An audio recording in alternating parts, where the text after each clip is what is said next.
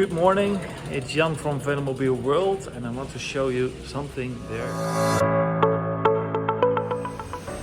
So here we have the GT race hood with the bigger ones and with the more headspace. This is the second version. We had with the first version didn't fit here too well, so we have to redo that part, and it's now kind of ready to make the mold. So we hopefully this week we do this. And I want to show you something else. So here we have a lot of carbon fiber bodies waiting to be painted.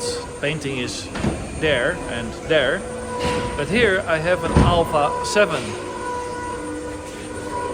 That Alpha 7 I sold, and the person was sounding very convincing that he bought it.